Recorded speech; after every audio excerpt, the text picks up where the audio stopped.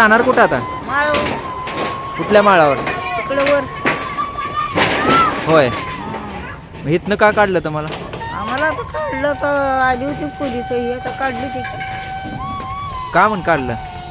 काय पोरांचं भांडणामुळं. पोरांची भांडणं झाली म्हणून तुम्हाला काढलं? म्हणजे गावाच्या बाहेर काढलं? बाहेर गावाच्या बाहेर कुठेतरी कोपटं घालून राहायचं. हा, कोपटं घालून राहायचं. कोपटे घालून राहणार. किती दिवसापासून राहत होता इथे? आमचं मग 2-3 डोया गेले त्यांचे. ते काय सामान आहे की समाधीवर आहे की बघ किती डोया आहेत. ही समाधी आहे इथं? सासऱ्यात आहे. इकडे बघा किती 3 पिढ्या गेले तुमचे? हा 3 पिढ्या गेले. लाईट बिल घरपट्टी भरतोय. होय. तुम्ही मतदान देखील केलं असेल? मत आहे की मतदान आहे ती, रेशन कार्ड आहे, आधार कार्ड आहे ती, पॅन कार्ड आहे ती, सगळं आहे इथलं. बर. हा आता काढा. मग आता तुम्ही म्हणत नाही का त्यांना आम्हाला हक्काची घरं बांधून द्या? आता कुणाला म्हणायचं आहे ना, आपलं कुणाचं मनावर घेते ती आपलं गरिबांचं. हा. हा मग आता तुम्ही माळाला कसं कोप घालून करणार का? खूप तक्रार केली आता. हा.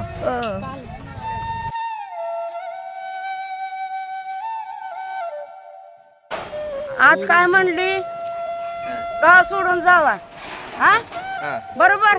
हा. आणि परत काय म्हणली तर आम्ही काय करत नाही मिटलंय, हा. हा. आणि आता आम्हाला लेकरं बाळ घेऊन इथनं आम्हाला पिटवायला लागले ती, बर. हा. ही आमची गरीब परिस्थिती आहे म्हणून आम्हाला घालवलं इथनं, हा. इथं 7-8 डोया झाल्या आमचे. हे लेकरं बाळातून कुठं जायचं आता आम्ही? सरकारनं आम्हाला काय तर सोय करायला पाहिजे ती का नाही?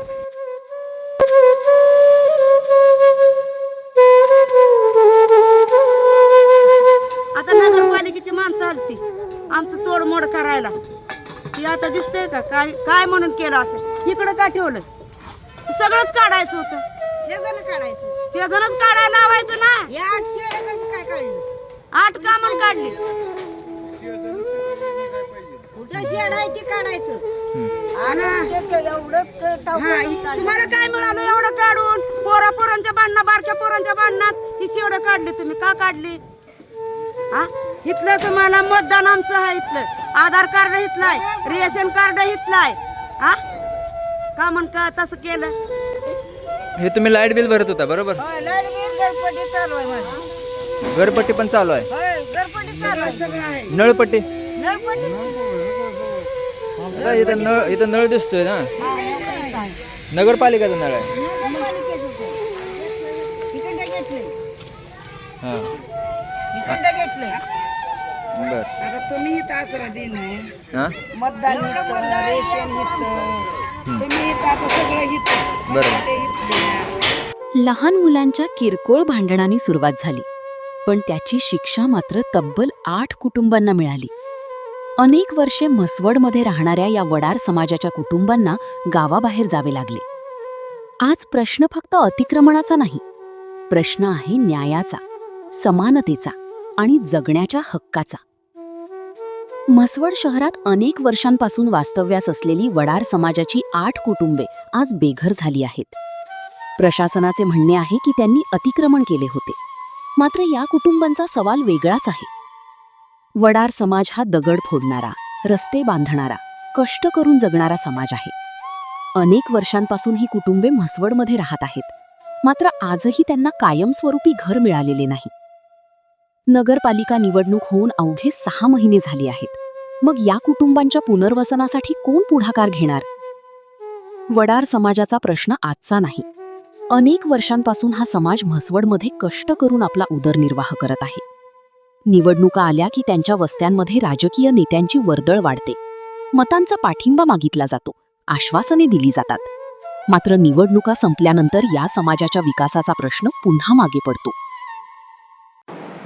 सर काय सांगाल, वडार समाजाच्या वडार समाजाचे काही घरं आज अतिक्रमणामध्ये निघत आहेत, याबद्दल काय खुलासा आहे? आपणास मी सांगू इच्छितो की सन 2023मध्ये साधारणतः फेब्रुवारीच्या महिन्यामध्ये नगर परिषद आणि शासकीय जागेवर ती संपूर्ण जो सर्वे नंबर आहे तिथे 355 नगर परिषद व शासनाच्या मालकीचे आहे, त्यावर आपलं शॉपिंग कॉम्प्लेक्सचं आरक्षणसुद्धा आहे. त्या जागेवर जे जुनी वकार किंवा जे काही इलेक्ट्रिकची दुकानं, हार्डवेअर वेल्डिंगची दुकानं, जे काही दुकानं होती ते सर्व अतिक्रमण आपण 2023ला निष्कासित केलं होतं.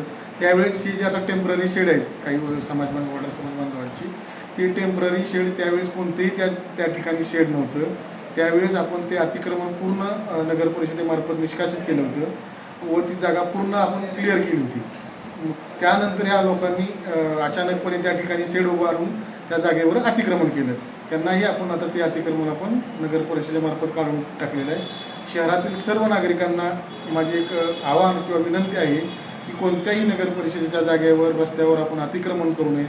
ते अतिक्रमण केल्यास ते अतिक्रमण नगर परिषदेमार्फत काढण्यात येईल याची आपण सर्वांनी नोंद घेऊ. खरं तर आता ऊन वारा म्हणजे पावसाचं वादळाचे दिवस आहेत, त्यानंतर हे कुठं जाणार याची काय तुम्ही नियोजन काय केलं आहे का? हे आपण त्यांना सूचना अगोदर दिलेल्या होत्या की आपण हे करावे, कारण यांनी अतिक्रमण जर शासकीय जागा होती त्या जागेवर जे मूळचं पहिलं अतिक्रमण होतं ते आपण अतिक्रमण काढलं होतं.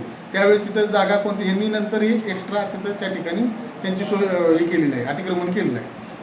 आपण त्यांना तशा सूचना देऊन त्यांचं नुकसान न होता अतिक्रमण केलेलं आहे, निष्कासित केलं. आपण ह्या लोकांचं आपल्या पालिकेतर्फे किंवा कुठल्या विभागाच्या अंतर्गत त्यांचं पुनर्वसन करू शकतो. पुनर्वसन करण्यासाठी आत्ता सध्या पालिकेकडे कोणतंही प्रयोजन नाही.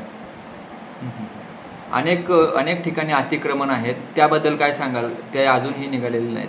नाही, जे अतिक्रमण आहे त्यांचाही आपण आता सर्व्हे चालू केलेला आहे. जे कुठे अतिक्रमण असेल त्याही लोकांना किंवा नागरिकांना मी आपल्यामार्फत आवाहन करतो की त्यांचे कोणाचे अतिक्रमण असेल त्यांनी तात्काळ काढावे, अन्यथा तेही अतिक्रमण पालिकेकडून काढून घेण्यात येईल. येस, तसे त्यांना अगोदर नोटीस वगैरे दिले? हो, दिले. सर्वांना इंटिमेशन केलेलं आहे सर्वांना. ओके. आणि आपल्यामार्फतही पुन्हा आम्ही आवाहन करतो की त्यांनी जे अतिक्रमणधारक आहेत त्यांनी ते अतिक्रमण काढून घ्यावे. ओके. आवाज माणदेशाचा, माणदेशातील प्रत्येकाचा. माणदेश प्राईम सबस्क्राईब करा आणि अपडेट रहा. नवीन व्हिडिओच्या नोटिफिकेशनसाठी बेल आयकॉनचं बटन दाबा. धन्यवाद.